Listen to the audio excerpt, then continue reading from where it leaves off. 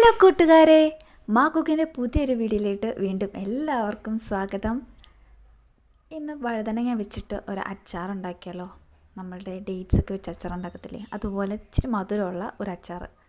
ആദ്യം എന്താ ചട്ടി ചൂടാക്കുക, എണ്ണയൊന്ന് ചൂടായി വെച്ചിട്ടുണ്ട്. അപ്പോൾ എണ്ണയൊന്ന് ചൂടായി വരുമ്പോഴത്തേക്കും അതിലേക്ക് കടുകിടുക. കടുകൊന്ന് പൊട്ടി വന്നാൽ ഇഞ്ചിയും വെളുത്തുള്ളിയും ഇതാ ചെറുതായിട്ട് ഇതുപോലെ ഒന്ന് കുത്തി അരിഞ്ഞിട്ടുണ്ട്, അതോടെ ഇട്ട് കുറച്ച് കറിവേപ്പിലയും കൂടി ഇട്ട് നല്ലതുപോലെ ഒന്ന് മൂപ്പിക്കുക.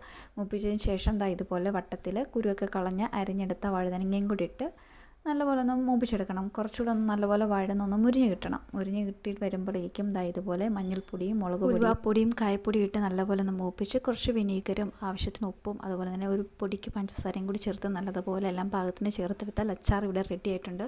അപ്പോൾ ഇതിൻ്റെ ഫുൾ വീഡിയോ നമ്മുടെ യൂട്യൂബ് ചാനലിൽ ഞാൻ അപ്ലോഡ് ചെയ്തിട്ടുണ്ട്, അതുകൂടെ ഒന്ന് ചെക്ക് ചെയ്ത് നോക്കുക. അപ്പോൾ വളരെ ടേസ്റ്റി ആയിട്ടുള്ള എല്ലാവർക്കും കഴിക്കാൻ പറ്റിയൊരു അടിപൊളി അച്ചാറായിട്ടാണ് ഇവിടെ ഉണ്ടാക്കിയിരിക്കുന്നത്.